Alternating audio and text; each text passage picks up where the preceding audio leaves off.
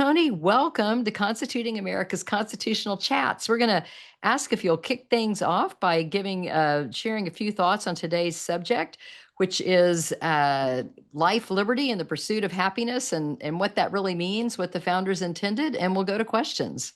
Sure. Thanks, Kathy. Janine, hello. And to all our illustrious panel members and all the viewers out there, my fellow citizens, teachers, parents, students. Great to be here. And yeah, I think I want to be known as a rancher and a playwright and a singer. Singing's That's not so fun. way cooler than my introduction. I But mean, it's thank fun. you. I just wish I had a Thank better you. voice. That's all.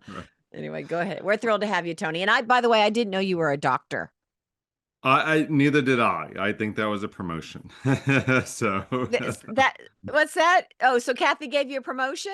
yes, yes, yes. Oh, we'll call you Dr. Williams anyway. I think sorry. it sounds good. I'm like, No, that's we didn't know okay. that. That's okay. That's okay. So I'm particularly happy to be with all of you, and including our viewers, to think about. It's a great time to reflect as members of Constituting America, as we at the Bill of Rights Institute have been doing, as I've been doing, as we've all been doing, on the impending 250th anniversary of the Declaration of Independence, in the coming year.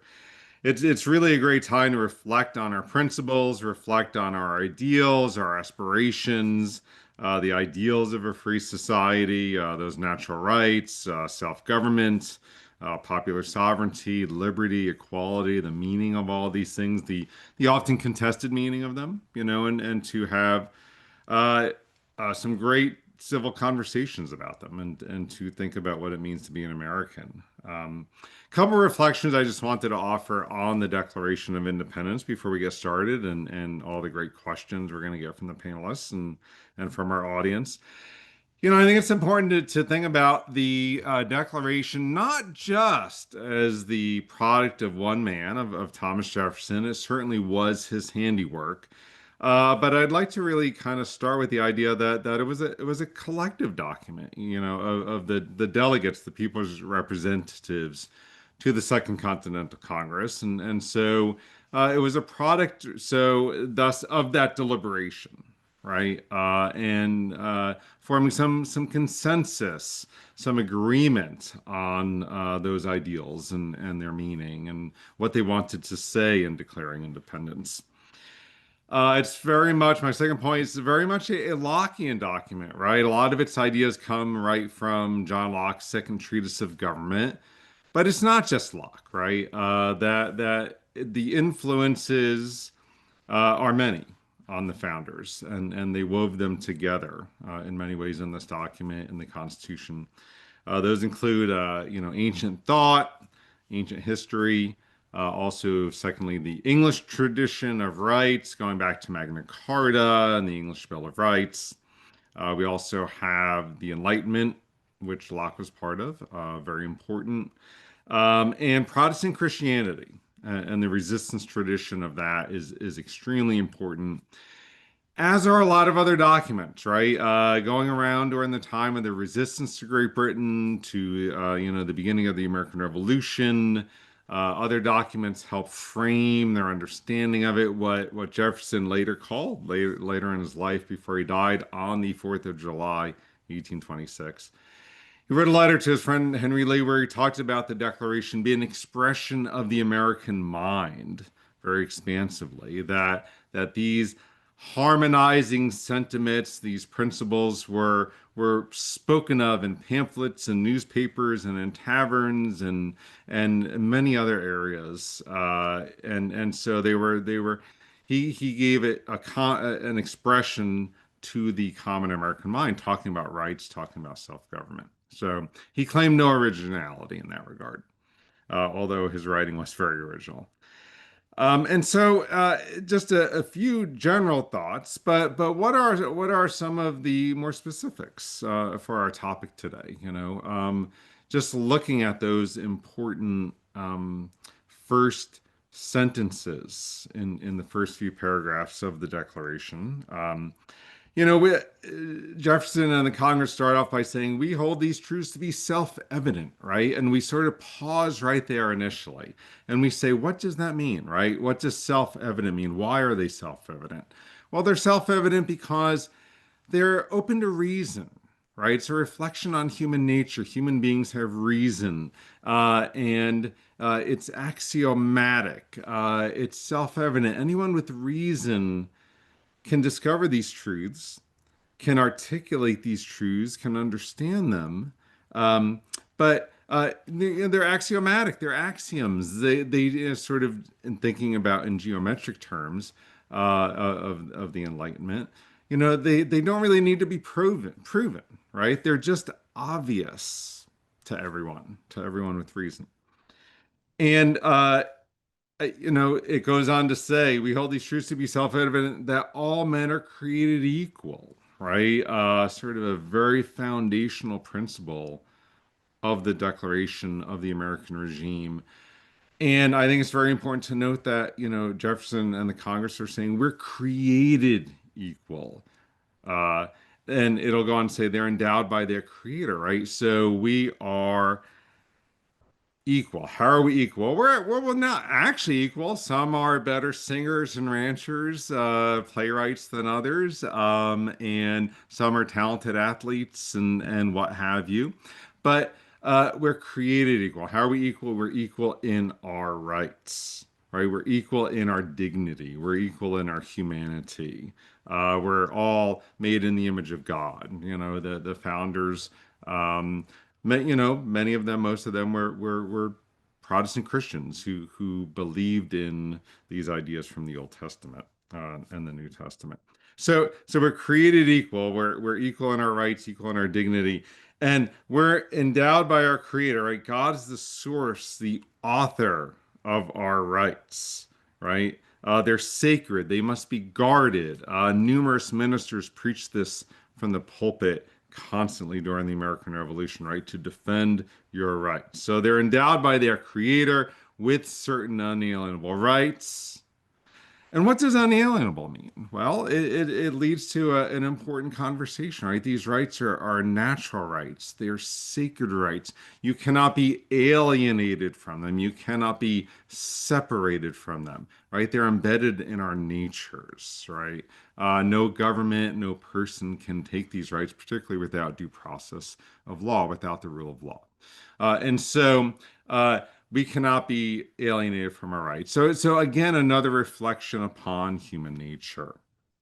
And so what are these rights, right? Because it doesn't list all the rights we have, but it says among these, some of the most important ones, right? And we start with the idea of life, right? God gave us this life. It's sacred. It's the most important one. And secondly, liberty, right? What kind of liberty? Well, political liberty, religious liberty, economic liberty, and the right to live your life how you choose, and the right to keep the fruits of your labor, and all of that.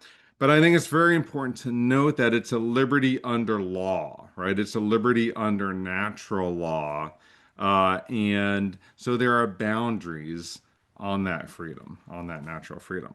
And we'll talk about the pursuit of happiness. I'm sure I saw that my time is up, but some say, I'll just quickly say, some say property, that was certainly Locke's formulation, but the pursuit of happiness very much tied to the idea of virtue, right? And Aristotle and the Scottish Enlightenment, Thomas Hutchinson, in the Bible and the founders all agree that the pursuit of happiness, right, a happy life is associated with a virtuous life. And of course, it's the pursuit of happiness, not the guarantee of happiness.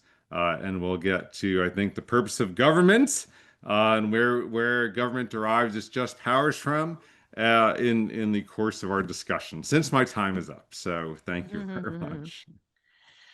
Well, thank you, Tony. And you hit on so many of the themes that we teach when we go into the classrooms. And Janine, you're the one that designed these speeches, and I know that you'll want to ask Tony more about the Declaration and some of those things that he touched on. So we're going to turn it back over to you. Oh, thank you. I was looking furiously for a pen. I felt like I was in an Apple store. Have you ever gone into an Apple store and asked for a pen? It's really funny. Everyone's like, pen. Well, pen? Does anybody have a pen? Anyway, I wanted to write down the things you were saying because it was so interesting, and I have a swirling in my head where to begin. Okay, let's do a little lightning round. You ready? Because Sure. I only have 10 minutes myself. So lightning round, quick answers. We always throw out on the show. I'm Janine Turner, by the way, but I think everybody knows that. But those who are listening and not watching, um, uh, John Locke. What did he stand for? When we say enlightenment, what does that mean? So if someone's in seventh grade listening right now, let's just do like a couple of sentences. John Locke, where he was from. He's from England, right? What do Right. you believe? Yeah, so Locke did not believe in divine right monarchy. He believed in the idea that people have natural rights, and the purpose of government simply is to protect those rights. So it's a government rooted upon consent of the governed, upon popular sovereignty, a fancy word for saying authority derives from the people, right? The people are in control, not the government. And the people are the ones who create government. They create civil government, civil society. It's an expression of popular government against divine right monarchy. Right. It's we the people, not we the government, is what I Yep. always like to say. Right. And I guess if you were to think about it, because they go into, I think, this whole correlation of if somebody does of being in sort of the wild, the jungles or wherever, and there are a bunch of people there. You have to come together and figure out how to keep the community safe and how everyone's going to get along. And I guess another way to look at it might be everybody came over on the Mayflower, and they were just boom in the wilderness. There was no king, right? They had to figure out how to make it work. So that's kind of natural rights in a way, isn't it?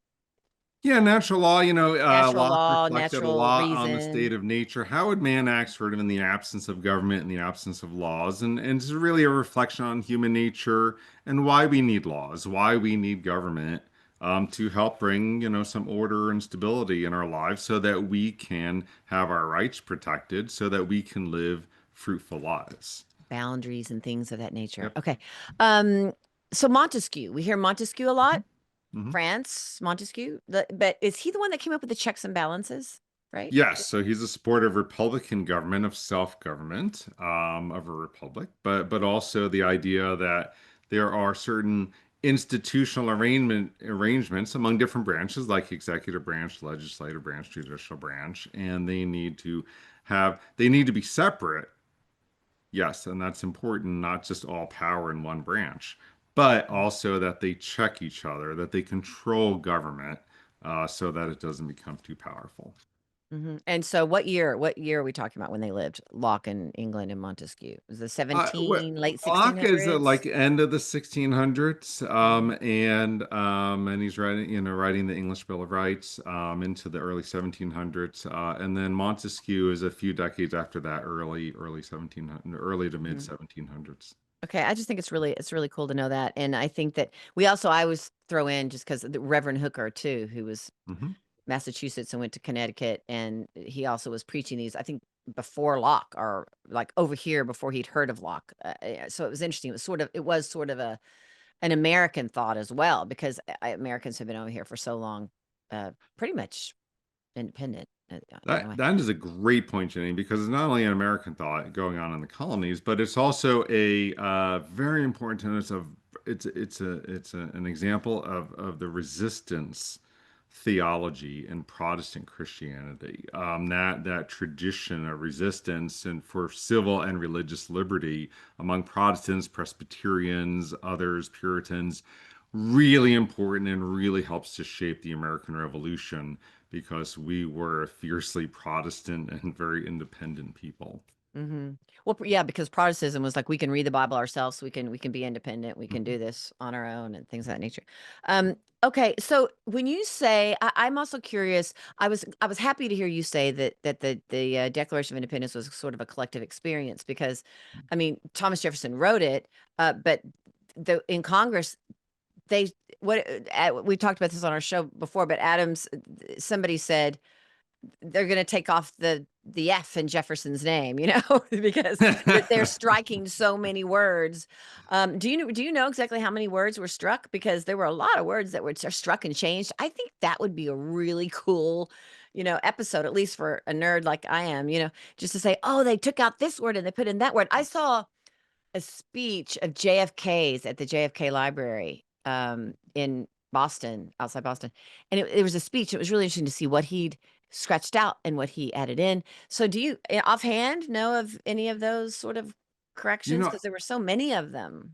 yeah, I don't know just offhand how many words, but it's significant, amount of words were taken out or changed, entire paragraphs, and I don't know if you can't really see, but Pauline Maier has a great book called American Scripture, and online you can find drafts of the Declaration all over the place, easily Google AI, and you can see everything that they changed. That's And readily her book available. is called what? American Scripture? American Scripture. Yeah, yeah. Oh, well, we It's should on the write that down. Declaration. Somebody who has a pen. If anyone has a pen. We're Oh, stylists. yay. Um, Thank you, Angela. You could write it down. but some Um, pretty significant things were taken out. Like, Jefferson blamed the slave trade on the king, and they changed a lot of the wording of that last paragraph about pledging their lives and fortunes and sacred honor and so forth. So it changed quite a bit of wording. So Jefferson's Jefferson didn't reportedly write. Jefferson didn't write. We pledge our lives, our fortunes, and our sacred honor. That was I'd have to look specifically, but sorry. they're I don't mean to put you on changed the a spot. lot. Come on, I, Tony. I think he did write that. I think he did write that from what I can see on my draft. But Tony and I are good nevertheless, friends. Tony and I are good friends. Yeah, yeah. yeah, yeah. So, Oh, but I think it's important. Jefferson was sort of wounded by all this. He didn't like it, and Benjamin Franklin had to relate some like very humorous yet gentle vignette to him about a hatter who asked his friends about a sign, and they changed the entire thing, and pretty soon there was just a picture of a hat, and he was just sort of despondent that his friend made all these changes. So. I don't know if that helped Tom feel a little bit Does she better, talk about? but Does she talk about it in the book, American Scripture? Does she yes, show the yes. words that were changed? Okay, that'll be Yes, cool. yes, All right, yeah. I'll research that. Maybe that'd be a cool book study. Well, who likes to be edited, right? I mean, Well, no one likes to be edited, but yeah, I like it because it's representative of sort of the Republican form of government, right, where right. every colony was sent to give their Mhm. sent, and otherwise you were just handing it over to a Virginian, right? Right, And so right. you got to hear all the other collective representations of the other colonies, and I think that that's really, and of course John Adams could have written it, but he knew he was obnoxious and disliked, and nobody would like him. Okay, so let's see. Kind of was. Yeah, but I love him. I love him. I love John Yeah, Adams. yeah, I Everybody love should John watch Adams. the movie with parents' approval. Of course, 1776, the musical, the movie. It's the movie, 1776. It's really awesome. Okay, so let's talk about this action verb, pursuit. The Yes. pursuit. And and it's I also loved what you said, and I think what I was going to write down with a pen was what you said about equal, equal rights under the law and equal under God's something. You said God's God, you said something Right, equal. equal rights, equal dignity. Yeah, but you had said something about God's equal, equal in God's creation. I don't know, something like that. I thought was really interesting Equal in originally, the but eyes of God. Yeah, yeah, maybe that was it. Okay. yeah. So, I really thought that was fascinating, but also equal under the rights of the law, because I think we see these in, life, liberty, pursuit of happiness. It doesn't say life, liberty, and happiness, Right, right? right. Your life. I think they felt the life should be protected. No illegal search and seizures that came later, warrants and First Amendment rights. That was sort of an expansion of this life, liberty, and the pursuit of happiness. Liberty was obviously important because it says the pursuit of happiness. That's really kind of interesting to think about it. It didn't say life, liberty, and happiness. It said pursuit of happiness. So pursuit is an action verb. You want to just talk about that a little bit? It's and how we as Americans, and when we're reading Alexis de Tocqueville, which we've been doing for our study this year, it's very much like the, what did they say? It's like the engine of Americans, the ingenuity, the energy. There was just an energy of Americans. Because I'm going to shut up now and let you actually answer the question. Yeah. Well, I mean, I think as I alluded to earlier, I mean, it's not a guarantee, right? They could have said happiness, but it's not a guarantee. You're allowed to pursue it in your pursuits, in the the way you choose to live and the person you choose to marry and where you want to live, right? You're allowed to move to the frontier. You're allowed to become an artisan or read law and try to become a lawyer. I mean, you're allowed to pursue the things that bring you fulfillment and true happiness. And again, I just always put the caveat in there that it's a happiness rounded off by virtue, right? Tempered by That's the other virtue, thing. Yeah. right? I Hmm. think it's Was very, very virtue the important. original word? It wasn't virtue, was it? Was it an original word before Right. I mean, before well, they virtue? had the classical virtues, they had the theological virtues. I mean, they certainly, had that. No, I wondered if that It's was not originally in the listed founding in the doc. declaration. No, it's Yeah. not listed in the document, but that was, I mean, a universal understanding that happiness was associated, with a virtuous life, Hmm. and then a Discussion simple in life. itself, right? Yeah, yeah, Can you have happiness without virtue? right. You can have virtue without happiness, but you can't really have happiness without virtue. Hmm. Right. And you're just, and there's nothing guaranteeing you a happy life, right? Hmm. I mean, things happen and things happen on the frontier, or businesses go out of, or, the Revolutionary War happens and it affects your business or your farm or what have you, right? Life can be a struggle. So you're not guaranteed happiness, but you are allowed in a free society to pursue happiness. You're not a subject, right? You're not sort of told what to do. You're not restricted by aristocracy and by a certain position that And you're born class, into, right? Yeah, right, not right. class, Hmm. not a strata in society, but rather you can make of yourself what you will, and you can, this is a Or recipe not. for human Right. flourishing, right? Hmm. Hmm. Yeah, yeah. Yeah, because they could suddenly, due to the Constitution, have copyright for their own works, and they were what an interesting time. And it's I'm gonna toss now, but just keeping virtue in mind, and that pursuit is an action verb. Well, thank you, Tony. Always wonderful, Doctor Tony, Doctor Williams. All right, is it Wyatt next? Is it Wyatt? There you I go, believe Wyatt. so. Yeah. All Well, righty. thank you, Janine. Thank you, Tony. And thank you for everyone listening. What a fun and fascinating conversation to be having, especially as we approach America's 250th. And I just got to say, too, I really liked your point on discussing just how educated and how there were so many influences to the founding fathers. This is the time before the internet, before Google and ChatGPT, and they were well aware of John Locke. You were saying Montesquieu as well as Thomas Paine too, with Common Sense. It's just really interesting how, and really respectable too, of how informed they were about Enlightenment ideals. And I just had to point that out too. Well, it's Hmm. a great point, Wyatt, and nice to meet you. We were just talking before about how this is the first time on the panel with you, Yeah. and that's a great question. I think they were certainly many of them, most of them, educated classically, with tutors at private academies, at some, New England schools, but then also.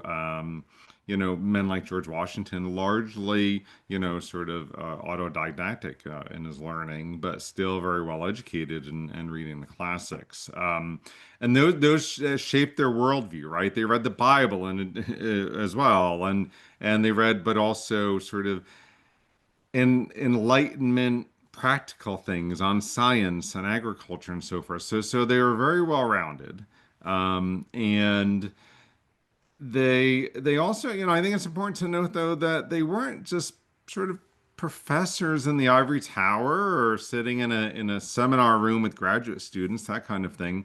They were very, very well educated in this classical learning, but they put that learning to practical use as statesmen.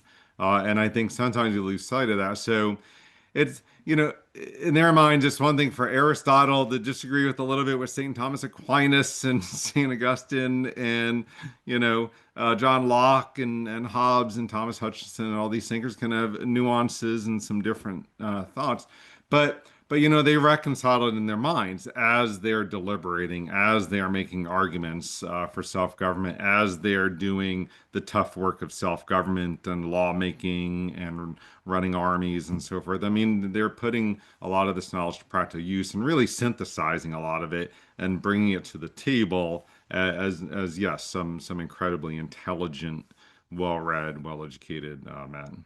And women too. I mean, yeah, Abigail Adams and others were hardly slouches in the learning department.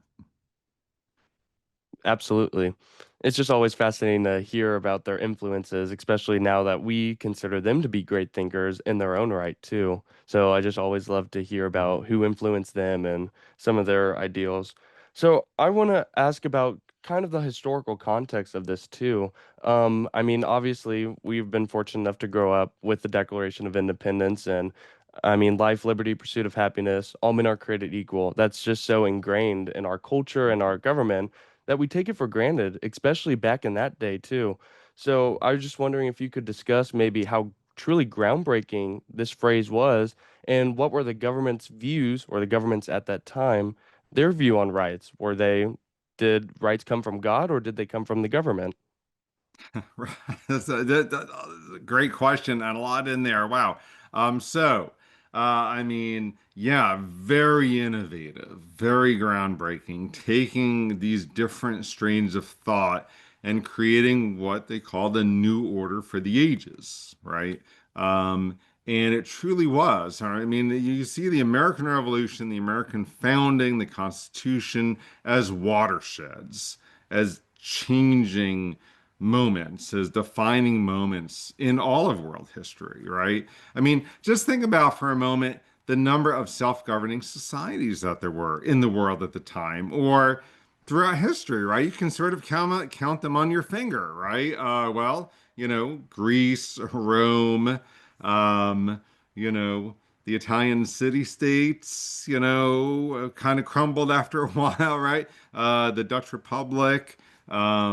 Yeah, there just weren't that many examples, right? I mean, it was a history and a then current world of monarchy, of despotism, of aristocracy, and people were subjects, people were serfs, people were peasants, people were stuck in the class they were born in.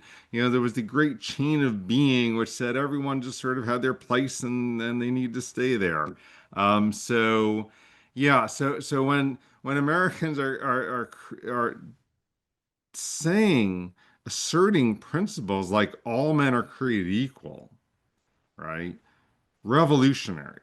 When they're saying, our rights are from God, not from government, not at the sufferance of someone else. Truly revolutionary. The idea of religious liberty, that you can worship God according to the dictates of your conscience, very revolutionary, right? In Europe at the time, in the American colonies, there was some idea of religious toleration, that you would be tolerated by the majority, you'd be tolerated by the official church and the state. That went away very quickly, right? Now have this idea of worshiping God according to the dictates of our conscience, that it's a matter of our own individual belief, and we cannot be, it cannot be violated. We cannot be alienated from it. I mean, that's a big topic, but those are really sort of the four or five main highlights, and to think about the kind of constitutional regime that they created would be sort of the final pillar I would talk about in terms of building a lasting, sustainable government. I mean, just truly revolutionary. How to have a larger public, but federal at the same time, the different branches of government, and how to make it work as a united whole. Truly, truly revolutionary.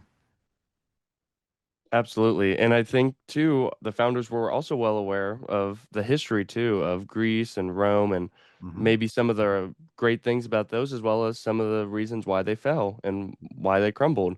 And so again, talking about those influences there. My final question. So you briefly touched on this too, but how did this just simple little phrase impact the long term of America, the vision for the United States? Right. So all men are created equal, I assume you mean, right? Mm-hmm. Because, as we think about Lincoln and Frederick Douglass, and others, Henry Clay called it the great fundamental principle. Frederick Douglass called it sort of the ring bolt of your ship, sort of holding everything together. Uh, Lincoln said it was the maxims of a free society, the father of all moral principle. He called it his ancient faith. He called it the electric cord that connects us to the patriots. There's so many great phrasings and understandings of that because it's so central, right? It establishes a moral principle, right? And sort of an inescapable one. I don't know why you would want to, but it's inescapably true. And so it becomes the standard by which we measure ourselves, right? And it's an extremely high standard that no other society has held itself up to, right? And so you see it immediately in the 1770s, 1780s, with African Americans uh, having freedom petitions and freedom suits claiming the ideals of the Declaration of Independence and demanding their emancipation, demanding their freedom, demanding their natural rights. That's immediate. The women of Seneca Falls, Frederick Douglass, Abraham Lincoln, right? Others along the way, Martin Luther King, right? All made a claim on this great moral principle throughout the long thread of American history. Why? Because it's that aspirational ideal, that true moral principle that sets the standard for a free society. We measure ourselves by it, right? We measure our successes and our failures in terms of is everyone universally enjoying their rights that they have from God? Is everyone enjoying their natural rights in our society? And if the answer is no throughout our history, then many have said, wait a minute, wait a minute, we are entitled to those rights. And so you see in all those examples and in many others, the idea that Americans make claims on making those rights a reality for all.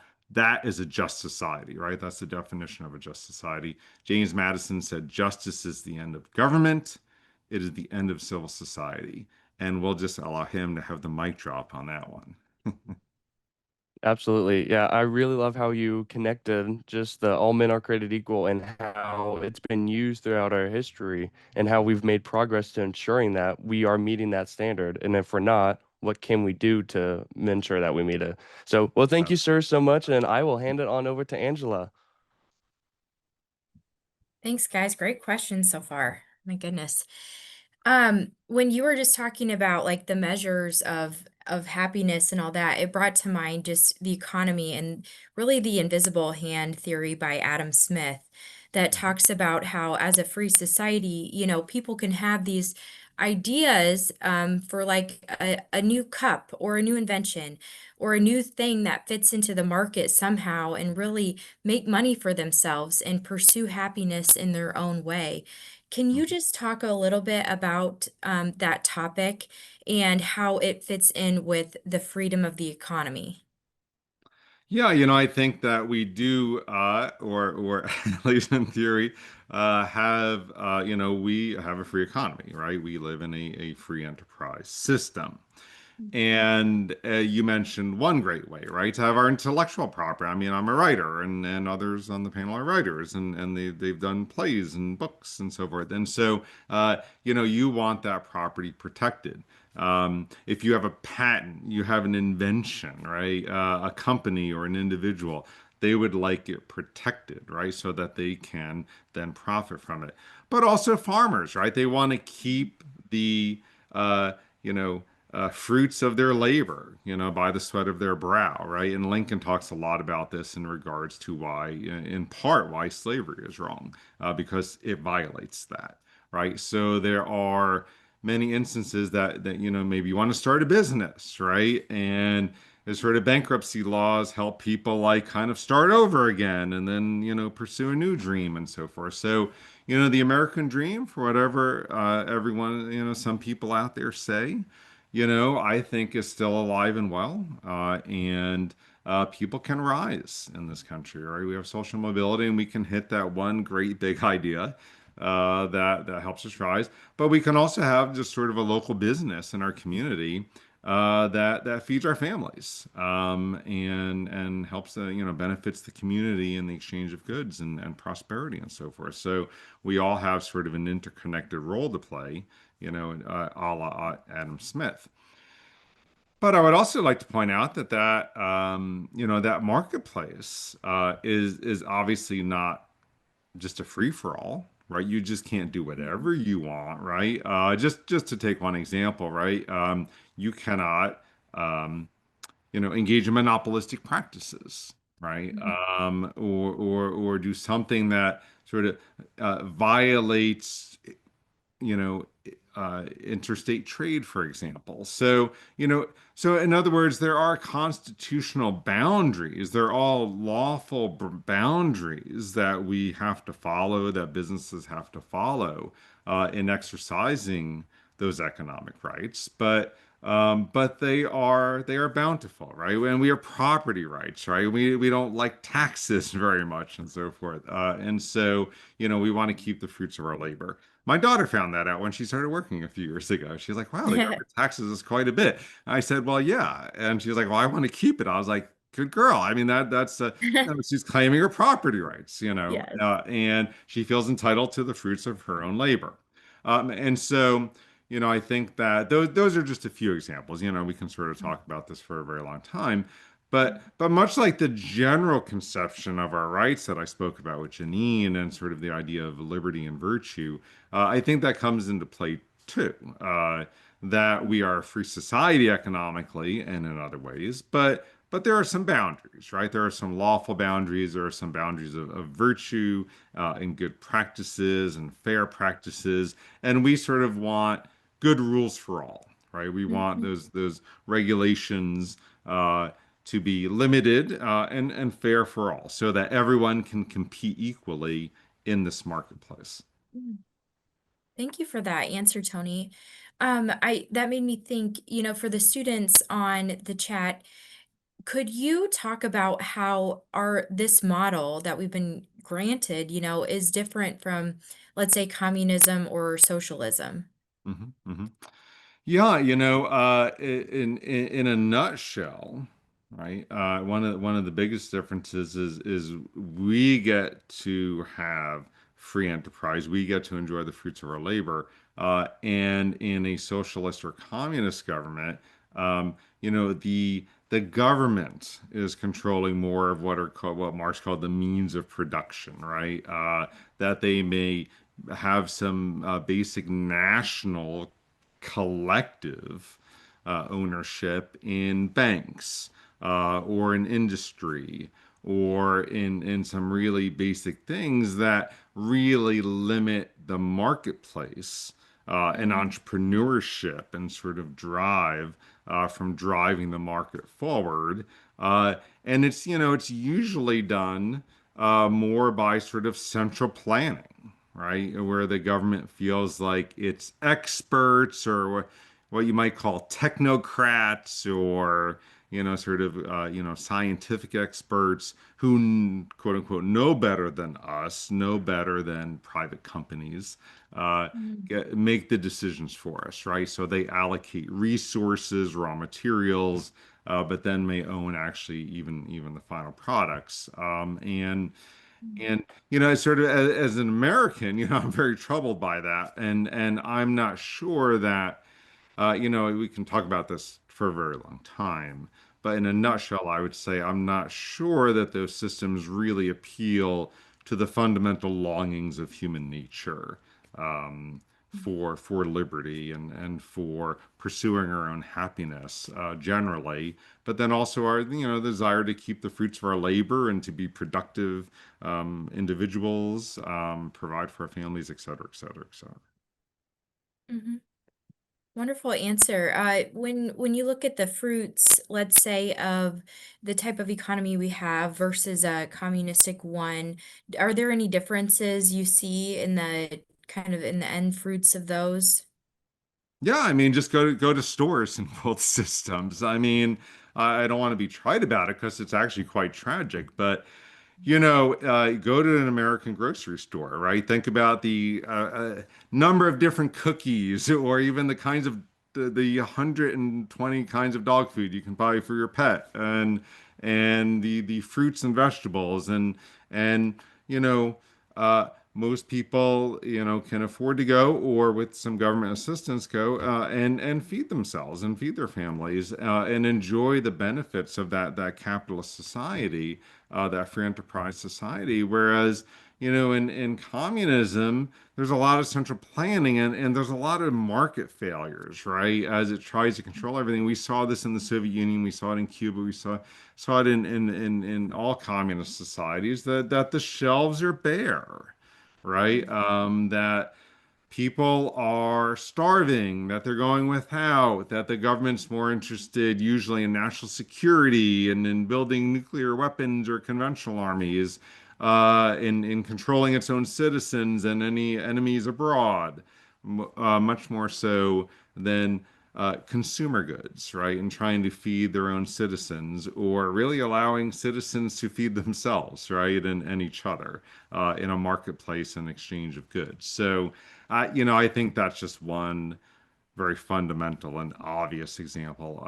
Clearly, we can, think of others, but, in capitalism, the shelves are pretty full, and in Yeah. communism, they're pretty bare. Mm. Brilliant response. Thank you so much for answering my questions. So I'll kick it over to whoever's next or some students on the chat. Well, thank you, Angela and Wyatt and Janine and Tony. This has been a great discussion so far. And Tony, thank you so much again for being our guest today. We want to take a moment and recognize our teachers and students who are watching today. And we have got a couple of our contests, actually, three of our contest winners on in the audience. We want to welcome Angela Shippert, who's watching, Trent Toller, who's watching, and Lawson Barclay. So, congratulations on being We the Future contest winners. And of course, Angela and Wyatt on our panel are our former contest winners as well. We also want to recognize James James Garrettson, with 160 students from Bear Valley Middle School. So James and your students, welcome, and thank you for watching. We hope y'all will put some questions in the chat. We also want to thank our listeners with Las Vegas's KKVV 1060 AM on the radio dial. Las Vegas's KKVV airs Constituting America's Constitutional Chats on Mondays at 6 p.m. Pacific. So thank you to everyone listening in Las Vegas. So Tony, first we have got a question that was emailed in from Dahl Andrew from Concord, Tennessee. And Dahl says, Americans' understanding of life, liberty, and the pursuit of happiness has changed significantly over the 250 years involved. What factors, events have driven this evolution of the Overton's window through which we view these unalienable creator endowed rights? And I have to say, I will admit, I didn't know what the Overton's window was. Maybe it's because I took political science in the 80s and it was created in the 90s. But I looked it up. It said the Overton window is the range of ideas within which political discourse and policy debates are generally accepted. And it says that the Overton's window concept was developed by Joseph Overton, a former senior vice president at the Mackinac Center for Public Policy in the mid 1990s. Okay. So what do you think about that? Well, that all sounds very complicated, but I will say that, I think that, yeah, I mean, we do have a different conceptions of rights. A lot of the panelists here have alluded to them or mentioned them outright. The idea that we sort of feel entitled to happiness, that free speech, liberty, it's just, it may have to suffer because of the common good or because it offends someone or so forth. I think that there's an increasing belief that rights are in fact from government. And so forth. So I think that those are all very troubling trends. But I will also say this, that there does seem to be, at times, even if sort of people get some of the constitutional issues wrong about sort of like free speech on social media or at work or different things, that there's still embedded in the American character, whatever sort of some of the loss of our understanding of these rights traditionally, that there's still that sort of instinctual love of freedom. So even if they're sort of getting the exact issue wrong, on a constitutional basis or on a legal basis, that there is that instinctual love of freedom. And, we do all love living in a free society. And that's one of the reasons why I emphasize deliberation, in the beginning, because, we need to get a little better at deliberation. We need to get a little better at consensus building and civil conversation. I know Constituting America, Bill of Rights Institute, other organizations are doing a lot in this regard, getting us to talk to each other again and talking about our rights and talking about constitutional government, talking about our responsibilities in a free society. All these big important questions are really questions that we should be engaging with each other rather than just sort of yelling, sort of alienating each other, not talking to each other, sitting in our echo chambers. I won't go on and on. But I think that's really important. But I think there's no doubt that that the person was right. That our conception of rights changes, right? And as you can see, because these are first principles, because they're very fundamental to our system, it sort of does change the entire conversation that we have about government, about our rights, about the purposes of government, about the expansiveness of government, and so forth. So, uh, I think it would help to sort of get back to some of those first principles so we can have a real vibrant constitutional discussion about these things. Oh, great. Thank you so much. And then Dwayne Horner, who is with he's got a news and opinion account called, let's see, U.S. News and Views. And Dwayne says, you've talked about the founders creating a pursuit of happiness. Do you think they could have foreseen communism? Yeah, in a sense, I think that, if something Abraham Lincoln said strikes me as very interesting. He called slavery at one point, he called it the tyrannical principle, the monarchical principle, right? And we don't normally associate slavery with, monarchy or tyranny per se. But it's the idea that these are part and parcel of the same thing throughout history under different guises, right? Whether you call it this sort of the repressiveness of aristocracy, of tyranny, of monarchy, of slavery, it's, oppression, right? Whether it's one group or of another, a government and a single individual and his will over everyone, whatever that is, dictatorship, all these things go by different names, but what Lincoln is pointing us to is that fundamentally they represent the same problem because it takes away people's rights. It takes away their ability to govern themselves. It takes away, the principles and axioms of a free society. Well, thank you. And then we've had a few of our audience members who have offered up some information about the amount of the declaration that was changed. Julianne Smith says after consulting Chat GPT, she came up with 25%. And then Dr. Braverman from New York City says about a third was changed or removed from Jefferson's draft. And Dr. Braverman tells us that it's posted and framed in New York's Francis Tavern. And Janine and I were just at Francis Tavern a few weeks ago, actually. And so I'm not sure that we got to see that, but we'll have to be sure and look for that the next time that we're there, because we really loved our time at Francis Tavern. But Yeah, the number 25% had stuck in my head. I didn't have my Chat GBT ready to go talking to all of you. But that sounds about right. Now, I think Jenny asked me the number of words. So if anyone can find that, then we'll be super, super impressed. well, we could probably do a whole episode on that, which would be Right, really right. interesting. So Cher Gosh asks about a specific change, and I think I've heard about this before too. Cher says, is it true that Ben Franklin made Jefferson change the word sacred to self-evident? Do you have any idea where the term self-evident came from? Yeah, I think I alluded to it earlier.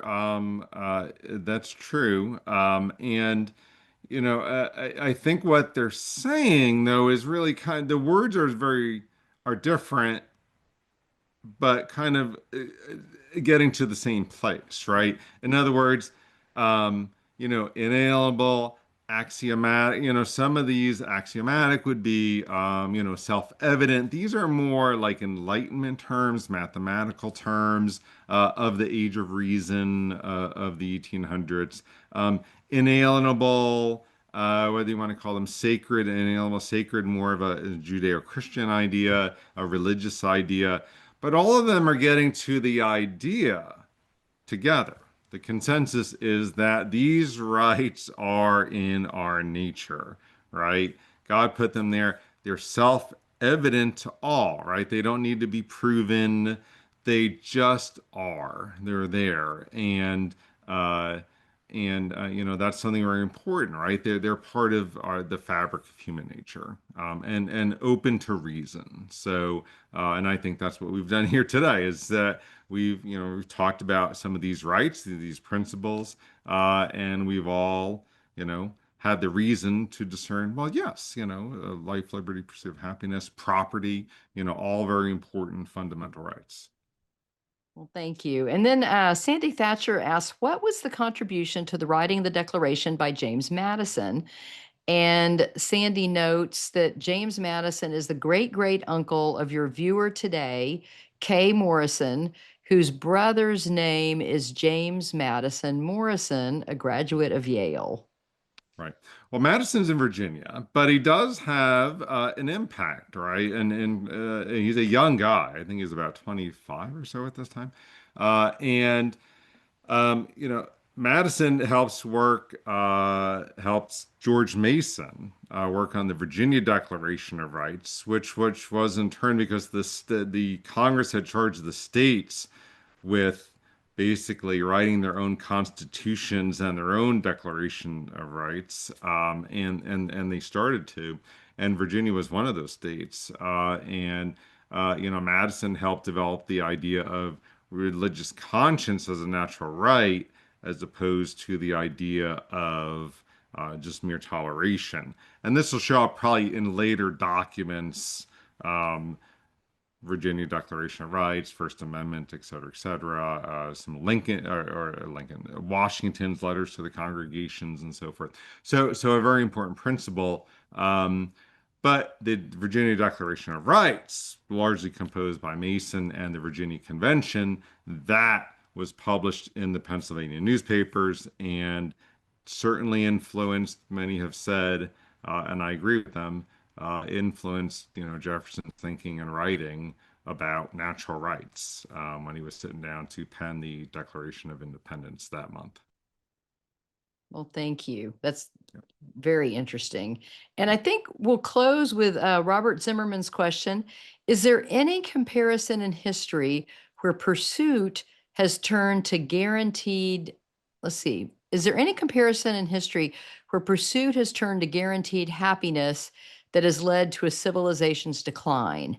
How was it avoided, if so? Yeah, I mean, we'd have to look at each situation. I think the modern world is sort of rife with that, right? That we think of our rights. It gets complicated, but a lot of political scientists, government teachers talk about our rights as negative rights because no one has to provide for them. You have them. In our modern understanding of government, it's really a positive right, right? You're guaranteed a job, or you're guaranteed housing, right? And somebody has to provide those things for you. And that positive rights has taken over a pretty good part of the Western world. And the idea is that government's going to provide these rights, these things for you. And so whether in decline is a whole nother question. We'll save for another episode. But it's certainly changing the ideas of the founders, and certainly changing their ideas of the purposes of governments and of rights themselves. Well, thank you so much. We're right at the top of the hour. And I want to thank the audience for all their great questions. I'm sorry we didn't make it to every single question, but we do the best we can each week to get as many of the questions in as we can. And Tony, we just appreciate your brilliance and appreciate your time and being with us. And your dedication to constituting America as well. Thank you for that. Definitely. Love Definitely. constituting America. So, and we hope everybody will join us next week. We're going to be celebrating the Army's 250th birthday on Tuesday, June 10th. The actual birthday is June 14th, but we're going to start the celebration early. So we invite everybody to come back.